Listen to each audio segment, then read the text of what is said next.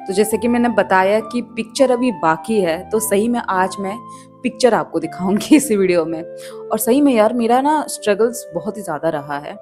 हर किसी का जर्नी अपने लिए बहुत बड़ा लगता है।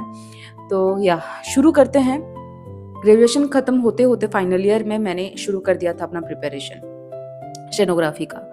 और अगर मैं बताऊँ तो ये आइडिया मुझे कहाँ से मिला कि मुझे इसी फील्ड में आगे करियर बनाना है। तो मेरे पापा के ऑफिस में एक स्टेनो थे और उनका जाना-आना रहता था हमारे घर। तो उन्होंने मुझे एक दिन पूछा कि ग्रेजुएशन खत्म होने के बाद तुम क्या करोगे? तो मैंने कहा मेरा तो ऐसा कोई प्लान नहीं है, देखेंगे अगर होगा तो पीजी करूँगी। तो उन्होंने बोला कि तू स्टेनो कर, ये बहुत अच्छा एक जॉब अपॉर्च्युनिटी है। बहुत लोगों को इसके बारे में पता नहीं है, तो ये एक तेरे लिए बेनिफिट है कि इसमें बहुत कम कॉम्पिटिशन है as compare to other competitive examination. इसमें बहुत ज़्यादा कम कॉम्पिटिशन होता है और ये रेगुलर पोस्ट है।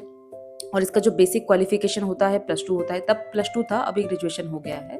एनी स्ट्रीम आप साइंस लो या फिर कॉमर्स हो, आर्ट्स के स्टूडेंट हो, आप डाल सकते हो। मेरी पापा से बात हुई एंड तब तो जय टाइपिंग करके एक ही इंस्टीट्यूट हुआ करता था और वहाँ मेरा एडमिशन पापा ने करवा लिया। दोनों को मैनेज करना बहुत ही ज़्यादा डिफ़िकल्ट हो रहा था क्योंकि सुबह मैं 7:30 बजे जाती थी इंस्टीट्यूट अपना। वहाँ मैं यूनिफ़ॉर्म पहन के जाती थी क्योंकि फिर टाइम नहीं मिलता था मुझे। 9:30 बजे हमारा इंस्टीट्यूट का क्लासेस ख़त्म होती थी, उसके बाद मैं डायरेक्टली चली जाती थी वहाँ से कॉलेज। फिर एक दिन में 12-14 किलोमीटर मैं साइक्लिंग करती थी। तो ये सारी चीज़ें स्ट्रगल्स होती गई। तो दोनों का प्रिपरेशन एक साथ चल रहा था। इधर मेरा फाइनल ईयर भी था, इधर मेरा स्टेनोग्राफी भी था, बट मैं ज़्यादातर अपना पूरा फ़ोकस मैंने स्टेनोग्राफी में ही रखा था। जब मैं फाइनल ईयर में थी, तब मेरा पहला अटेम्प्ट मैंने दिया था और तब मैंने रिटेन भी मेरा क्वालीफाई नहीं हो पाया था। और फिर सेकंड अटेम्प्ट आते-आते तो मेरा ग्रेजुएशन भी खत्म हो गया था। सेकंड अटेम्प्ट में मेरा वाइवा में मैं कट गई। स्टेनोग्राफर पोस्ट का जो एग्ज़ाम होता है, 4 फेजेस में एग्ज़ाम होता है। पहला तो written, then skill, then computer, then viva. जब आप लाइफ में कुछ अच्छा करने के लिए जाते हो ना, तो 4 लोग तो 4 बातें सुनाएँगे ही। तो ये बड़ी बात नहीं है, बस आप में वो डिपेंड करता है कि आप उस चीज़ को कैसे वे में लेते हो। मैंने उसको हमेशा चैलेंज वे में लिया है कि मुझे नहीं करके दिखाना है। तब अगर मैं कुछ बोलती उनको तो शायद उस चीज़ का कोई वैल्यू नहीं होता।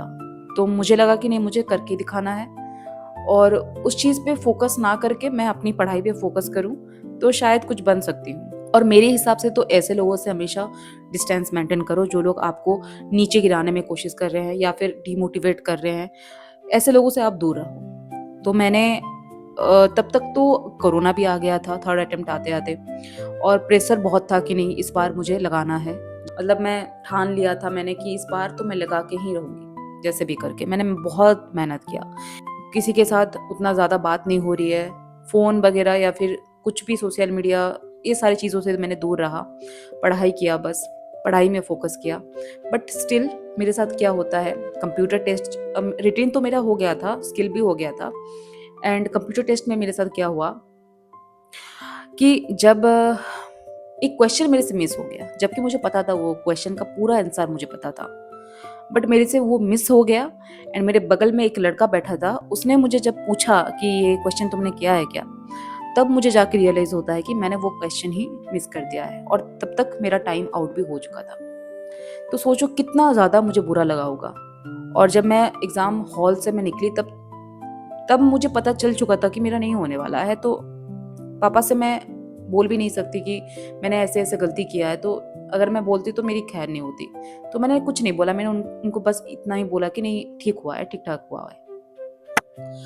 एंड एज़ एक्सपेक्टेड नहीं हो पाया और जब नहीं हुआ, जब रिज़ल्ट मैंने देखा तो भाई क्या बोलूँ मैं, वो दिन, वो रात मैं कभी भूल नहीं सकती। मेरी लाइफ़ का एक सबसे बड़ी डरावना रात था वो रात मैं सो नहीं पाई। मैं बस रो रही हूँ, मैं कुछ बोल नहीं पा रही हूँ, मैं बस रो रही हूँ। तो पापा ने मुझे तब थोड़ा-सा मोरल सपोर्ट उन्होंने दिया दैट हो जाएगा, नेक्स्ट ईयर अच्छे से ट्राई करो, हो जाएगा। उसके बाद मैं हॉस्टल आ गई थी एंड हॉस्टल आने के बाद भी मैं बहुत ही ज़्यादा डिसअपॉइंट थी। मैं एक कोने में जाके बस बैठी हुई हूँ और खुद को ही ब्लेम कर रही हूँ कि मेरे से इतनी बड़ी गलती हो गई। फिर मेरे पास में ही एक दीदी थे, सीनियर दीदी, उन्होंने मुझे बोला, और जो बात उन्होंने बोला ना वो मैं कभी नहीं भूल सकती। उन्होंने मुझे बोला कि अगर तुझसे नहीं होगा ना तो फिर मैं और किससे बोलूं, पहले अपना गलती को देखो कि आपने गलती क्या किया है।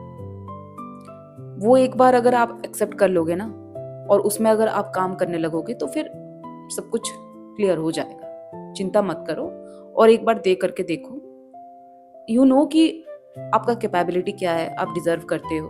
बट थोड़ा सा गलती पर फोकस करो। जो गलती आपने ये 3 अटेम्प्ट में किया है ना, वो गलती जैसे 4th अटेम्प्ट में ना हो, उस पर काम करो। और उसके बाद 8-10 दिन के बाद ही शायद एक कॉल आती है मुझे।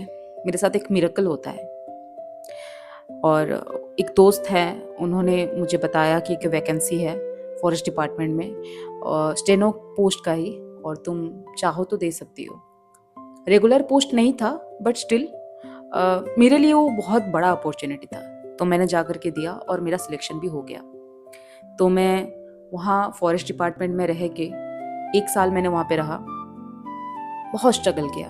और वो जर्नी मेरे लिए उतना इजी नहीं था क्योंकि मैं एकदम फ्रेशली गई थी, मुझे कोई मेरा एक्सपीरियंस नहीं था। प्रिंट आउट कैसे मतलब निकालते हैं मुझे वो भी नहीं पता था, कैसे जेरोक्स करते हैं वो भी मुझे नहीं पता था, कैसे जस्टिफाई करते हैं, कैसे मार्जिन सेट किया जाता है, मुझे कुछ नहीं पता था। मैंने जीरो से शुरू किया और बहुत मैंने डांट खाया, एंड क्या कुछ मैंने नहीं सुना, ताने सुनी मैंने। जो सर थे उन्होंने मुझे एक बार तो अगर तुमसे नहीं हो पाता है तो मैं और एक्सटेंडर रखूंगा बोल के उन्होंने मुझे बोल दिया था। फिर मैंने वो चीज़ को पॉजिटिव वे में लिया, मैंने काम किया खुद पर, मैंने बहुत इम्प्रूव किया। एंड उन्होंने इतना फोर्सफुली हो गया लास्ट में ये बोलने के लिए कि तुमने बहुत अच्छा काम किया, तुम बहुत अच्छा काम कर रही हो, तुमने खुद पर उतना काम किया है, वो दिख रहा है तुम्हारा परफॉर्मेंस में, वो दिख रहा है कि तुमने मेहनत किया है। क्योंकि आप जब मेहनत करते हो और वो मेहनत को लेके कोई अप्रिशिएट करता है आपको, तो बहुत खुशी होती है। अब जब मैं सोचती हूँ मुझे लगता है कि मैंने कैसे 1 साल वहाँ पे बिता दिया, बहुत मुश्किल था। मतलब वो तो एकदम इंटीरियर जगह था, वहाँ पे कुछ भी फैसिलिटीज नहीं थे और दिक्कतें हुई, बट स्टिल मैं ये सोच रही थी कि अभी अगर मैं थोड़ा सा स्ट्रगल कर लूँगी ना तो आगे का जो मेरा लाइफ होगा वो बहुत बेटर होगा। मुझे पता था वो। मैं अपनी पूरा बुकलेट ले करके जाती थी ऑफिस में बैठ के, अपना कभी भी लीजर टाइम मिलता था तो मैं वहाँ पे पढ़ाई करती थी।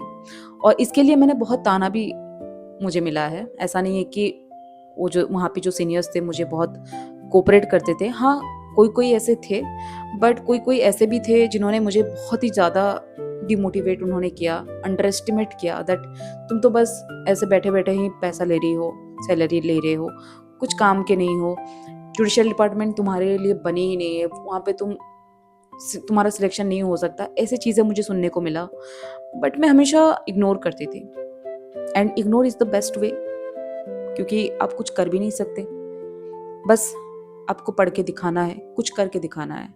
4 अटेम्प्ट हो गया था मेरा और मुझे पता था कि ये 4th अटेम्प्ट है, और ये अगर नहीं होगा ना तो फिर मैंने सोच भी लिया था कि मैं और कुछ नहीं करूँगी, मैं छोड़ दूँगी, जो होगा देखा जाएगा, मैं छोड़ दूँगी। वो मेरा लास्ट अटेम्प्ट था मेरे लिए भी, वो मैंने कंसिडर कर लिया था कि दैट ये मेरा लास्ट अटेम्प्ट है। और भगवान का कृपा और मेरी मेहनत सफल हुई and I got selected in 2022।